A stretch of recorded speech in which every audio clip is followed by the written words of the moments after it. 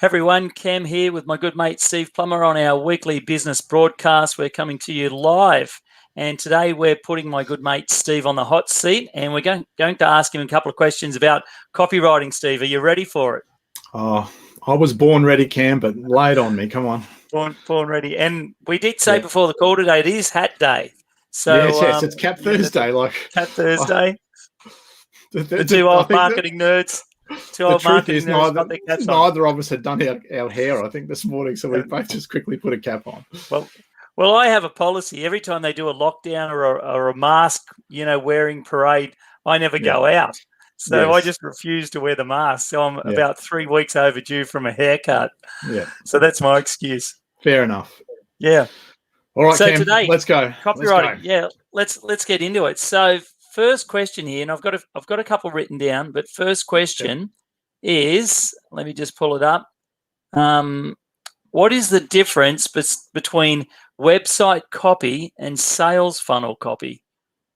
Okay, right. It's I guess to give you an overarching answer, Cam, it's about context, right? Right. Yeah. And where in the sales process the customer is, or where in the customer journey they are, right? Now, to drill down into that a little bit, your website copy is probably a little bit more formal. It's kind of, I guess it's your shop front, right, where it's got multiple things. There'll be an opt-in, there'll be an about page, and just on that, the about page is hugely important, right? It's the next page people go to after the second most read. page. That's right. Second most read page. So if you haven't got a strong about page, you need to do something about that ASAP. That's costing you sales. And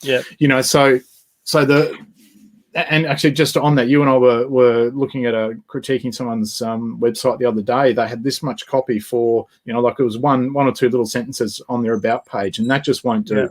Website copy is more formal. It gives people more avenues. It's like I said, it's like your shop front, right, or like a physical shop front of a store. It's just that it's online. Alternatively, your funnel and the copywriting in your funnel that has that. We all make jokes about and have seen memes about, one job and there's some sort of disaster, right? But that's I had one job to do and I blew it up. Yeah, that's right. But that's really what your funnel copywriting is about. It's one job and it's usually to get the sale, right? In your funnel, there should be it's a really narrow wall and pathway. There should be very little extraneous copy, no about you or anything like that. Sure, you can weave that into the copy, but nothing separate from that job of getting them from where they've jumped on your funnel into your funnel and down to where the sale is, right? It's got one specific job. The pathways are narrow, and there shouldn't be any way that they can really deviate out of that other than to buy or opt out of your funnel, as it were. Yeah. That's great. And one example I seen the other day, Steve, was a landing page that a client showed me, and it was, you could enroll now. That went to an order form page. You could book a discovery call, and that went to a calendar link. We fill out a contact form, and that went to a contact form. And then there was another button that went to a testimonial page. And so, that was a really hard way of getting people to take action. Because when they're confused, there's too many options, right? Yeah, and that's what I was just about to say. I think you mentioned the C word there. It's that old chestnut that you and I have known for more than forever. Like, confused people do nothing. Yeah, that's right. And so, you think about yourself. If you've been in a sales situation one-on-one with a salesperson, they've gone, well, you can have this or this or this, and you go, oh. And as soon as you do that, it's over, right? And it's the same thing online and with your copy. So you confuse them, you lose them. You've got to make sure your funnel copy is really, really specific about what you want them to do. And multiple options, people have trouble making decisions at the best of times, and giving them multiple options in a sales context it's death, right, to the sale. And that's actually, just on that, Cam, you and I helped a client towards the end of back end of last year, at least, with their membership site. Remember, they were having trouble converting. They had like 5 options on their that's right. In their membership site. We got them to narrow it down to 3, an entry one, most popular one, and a really good one. And, they'd launched the thing. I did 125K in sales in a couple of weeks, if you recall that. And that was because that confused people do nothing was totally eliminated. And that whole funnel then was along those lines and didn't bring in anything else that wasn't for that job of getting the sale. Yeah. And that's what you've got to do with your funnel copywriting. Very different, the same but very different to website copy.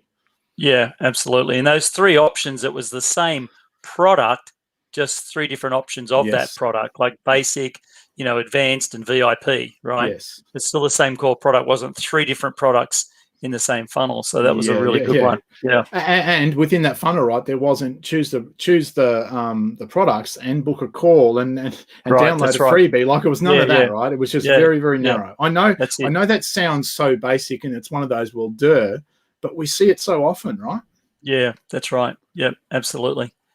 Now, Steve, we've talked about, some of the things that people do and, those do moments. What are some of the stupidest mistakes that you see people make when writing their copy or creating the copy? I'm sure you would have seen some doozes over the years. You just scratch your head and think, like, what were they thinking at the point of writing? Well, I think, Ken, just going back a step, probably one of the bigger mistakes I see. It's not so much necessarily a copywriting thing, although it's very, it's fundamental to the discussion. It's one channel, one media kind of thing. We've always done, or at least the campaigns we have run have always been multi-channel. So not just email, not just Facebook. Combine the two. Add in SMS, add in a postcard, direct mail, whatever it might be. The more multi-channel you can make your marketing approach, the more chance you've got of success. And people shy away from that because some of that stuff is not overly cool. But you are stunting your sales if you don't go multi-channel. It gives you multiple bites of the cherry. And what are the latest stats, Cam? I don't know, 8 touches, 17 touches, whatever it is. That's right. Yeah. We don't buy at first glance. No one ever does that these days. We go away and think about it. Customers always buy in their time, not when we want them to as business owners. So give them multiple ways of seeing your message in different media at different times. That's a really important one, Yeah, that's really good. Yeah. No, I think too, Cam, they don't do, I think people generally don't do this because it's hard. It's that headline, right? That headline has to really capture them. It's right. You had me at hello, but if you don't do a good job of that, you don't get them at hello. If you don't get them hello, it's over. It doesn't matter how good you are, and writing really good headlines. It's not easy. It takes time. Yeah, that's right. And we think that, because you see the end result that kicks butt, we think it's easy, but it's often about the 3rd, 4th, 20th, 30th iteration that really worked, right? And all of that process takes time. So make sure your headline's really good. That's crucial. The first line of your copy, so be that in an email, for instance, subject line and first line, those things have to be really, really good and a lot of thought put into it. But it's thought based on your market as well, and their emotions and their problems. If we're not talking emotionally about their problems and the transformation that we give them, it's over. But that headline is so important about that, the emotion and the transformation and the emotion behind it, right? That is the key thing. If you get that wrong, Yeah. And when you work with people exclusively, how do you design that headline? Like, is it, something you write first? Do you go away and write the bulk of the copy and come back to the headline later? What do you like to do when figuring out what the headline should be? Yeah, I always write the offer first. Sometimes what's in the offer could be in the headline or in the subheadline. Yeah, that's so. Yeah, right. I always write that. And the other thing about doing that, it kind of just subconsciously tells my mind where I've got to get to. And I find that a really big clarifying thing. It just sends a message to your subconscious or whatever it is. But I always write the offer first, then I come back and write the headline. That's really good. I reckon that's probably 80%, 70%, 80% of the copywriting time is on those two things: getting the offer really good and strong, and getting the headline really good. And when you think about it, if those two things are really, really good, you can get away with weaker copy. Not that I'm encouraging weaker copy. That's right. Yeah. But you can have fantastic copy, got a crappy headline and a crappy offer. And that's it. I was going to say they're like the bookends, aren't they? Yeah. The totally. Bookends, they hold it all together. Yeah. And I think, Cam, the other big mistake I see is a lack of proof. You know, there's, and it's not just testimonials, although they are important. It's number of cases you've done, you know, longevity in business, you know, breadth of what you've done. If you've got clients around the world, you know, we often get sick of telling our story way before the market ever does. And I think because, one, we don't like to boast. It's a bit of an Aussie thing, you know. We like to be a bit of an ego thing. We like to be a bit humble. That's just my phone with a telemark. It'll go off soon. No, the answer is no. All right. Well, you stop leaving your name on those Indian sites, Steve. Oh. Well, you know, that was probably one of those, you know, you've been in a motor vehicle accident, everything's going to fall apart if you don't contact, you know, give us your credit card number and stuff. I get about a dozen solar calls a week now. It's a week. They must be put me on a register somewhere. Yeah. So that proof element's really important, you know, and the more you can do, the more you can give. And it's important to be as boastful as possible without being a dick about it, you know? That's right. It just is the thing. And it's often small things, logos and things that subconsciously really quickly get into people's minds. And, that, you know, people buy from people they know, like, and trust. And so you need to do everything that you can to build that likability and that trust through your copy. That's good. You know, so headline is massive. Proof is really important. Targeting their emotions, you know, in your headline and in your copy, and targeting the emotions, the transformation gives them across multiple channels, I think are the big keys today to success. And, you know, you and I have got a fair few multi and $1 million campaigns behind us to, you know, to say that that's pretty accurate. Yeah, that's really good. And last question for the hot seat today: why would someone hire a copywriter? Like, you know, why not just do it themselves? Well, because they're smart, Cam. That's why they would hire a copywriter. All right. Yes, that's right. Look, there's two answers to that. There's an emotional answer and a physical answer, if I can put it in those terms. The emotional answer is very much about, we are always too close to our own stuff to really see, right? Yeah. You know, as a fresh set of eyes, I can often see things that you, Cam, as the business owner, won't see about what you do, because you're in it. You've got your head down all day, buried in it. You actually don't see it. Whereas when I come in as a copywriter and look from above, I can often see things that you don't. So if you're able to, I guess emotionally step back and let go, that can be a big freeing thing for you, and hand it over to someone who, obviously, they have to be good, right? They have to know what they're doing. It can't just be anyone. So that's that emotional kind of thing. You know, you're often too close to it. Now, not always, but I reckon 95% of business owners are too close. That's true. To what they're doing. And hey, you and me together, right? We're included in that. We often don't see things in our own business that someone from the outside can see. You know, we will bounce ideas off each other, and, you know, I'll go, shit, I didn't think of that. You know? That's right. And vice versa, right? And so it's not. It's a human trait. It's a thing within our humans. We just get too close to things, and we get a bit emotionally attached to things, and that makes it difficult. So that's the first part of it. The second part of it is, you know, just because you can watch a game of the NRL on TV, it doesn't mean you can actually go out there and play in the NRL or in the AFL or in the NFL or whatever it might be. Okay, it's like you might think you can with your beer and your chips on the weekend, you know, and telling them what to do and coaching them from the lounge chair. That's right. You can see the gaps. You can see where they are. You can see what they should have done.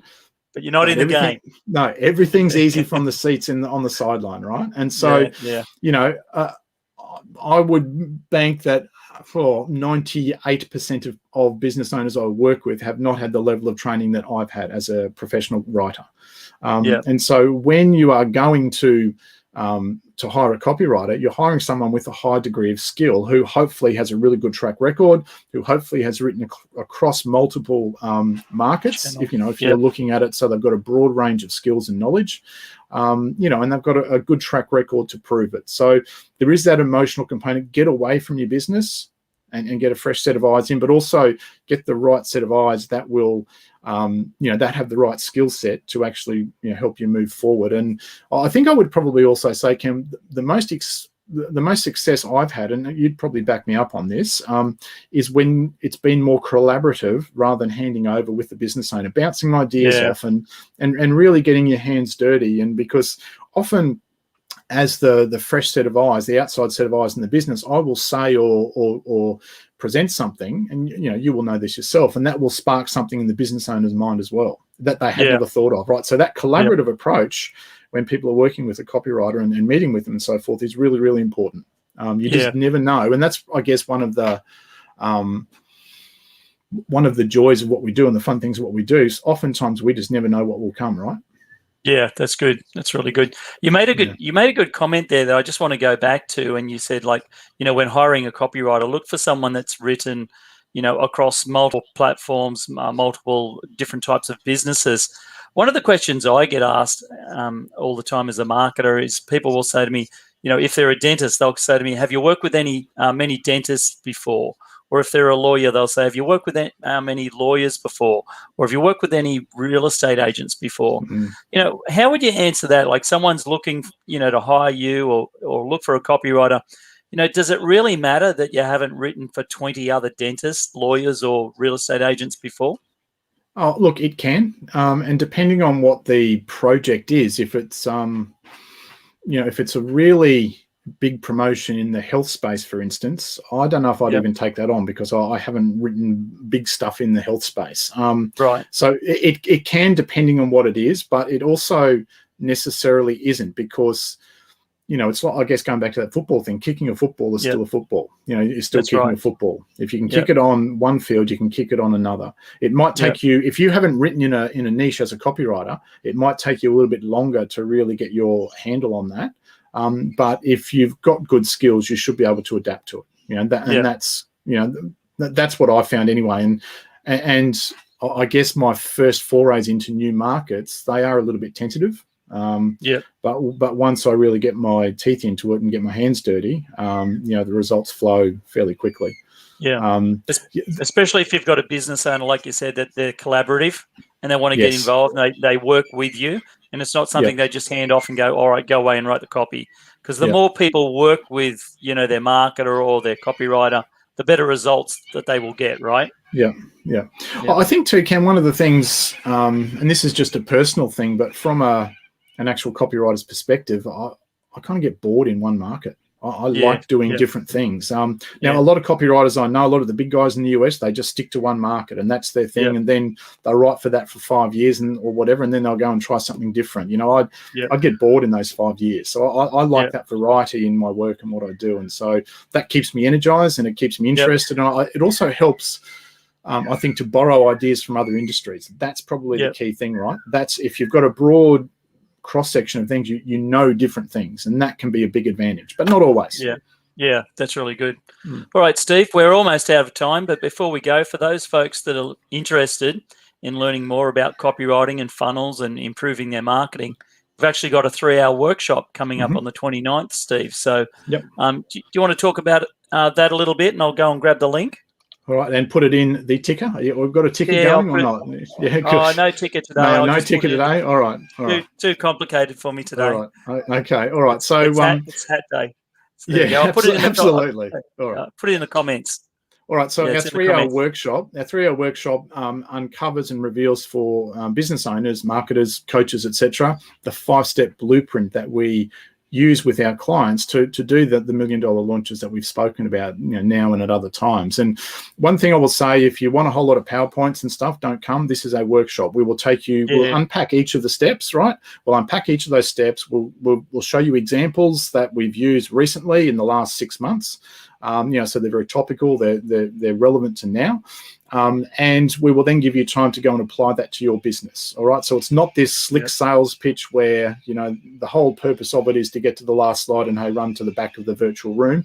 This is an online workshop via Zoom where there's going to be quiet time. So if you don't like quiet time, you get uncomfortable by that, don't come because you'll be working on your business. You've got to roll up your sleeves and do some work. Yes. That's why it's called a workshop. Yep. Correct. Yep. And so those five steps to launch or relaunch your product or service, I guess it's speed to sales, Cam. That's what the end result, isn't it? And so if you want to move the sales needle in your business, this workshop is for you, I think. Really low entry fee, so tie kickers don't show up.